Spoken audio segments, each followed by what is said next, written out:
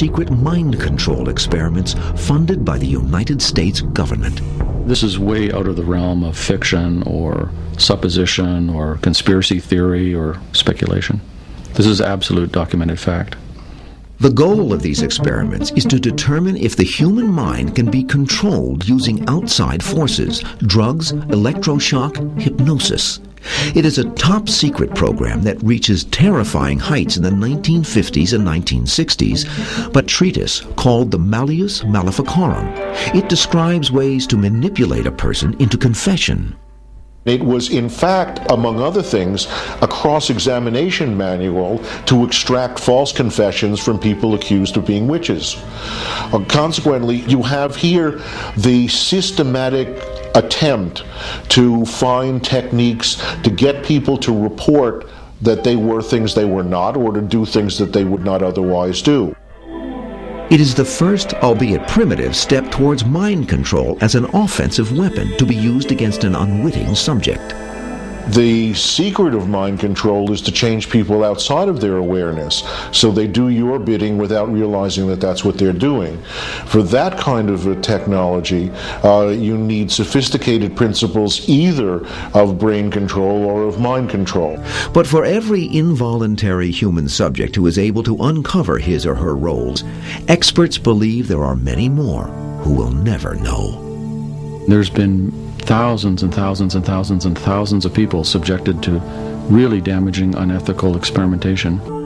One of the real fundamental abuses of secrecy in our government still today is the misuse of national security not to protect information that actually has some bearing on the national defense of our country, like how to make an atomic bomb, but rather to hide misconduct and embarrassment about misdeeds that have been done by the government.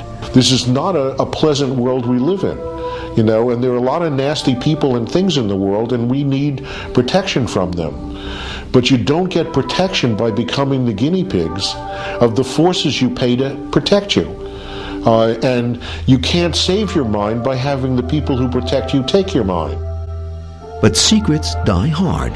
We know from articles in U.S. News and World Report and a magazine called Defense Electronics that there's a lot of experimentation and development of non-lethal weapons right up to the present. Non-lethal weapons are various forms of energy and radiation, sound, electromagnetic, and so on. They're beamed at a target's head or other areas of the body to control their behavior, make them sick, disable them in some way without killing them. But is it being tested on unknowing subjects, as it was so abusively in the 1950s? What we know for a fact now from a wide range of documentation is that there's been experimentation on unwitting civilians involving biological weapons, radiation experimentation, LSD, and other forms of mind control experimentation. Given all of that, it's basically implausible that there hasn't been some experimentation on unwitting citizens using non-lethal weapons technology. What brainwashing and mind control experimentation have taught us in the 20th century is a rather cruel paradox that for every advance we make in mental medicine, we can take a step backward for people who want to use those advances for purposes of control. What we really need now is a really thorough public review of the history of medical and psychiatric contracting for mind control purposes.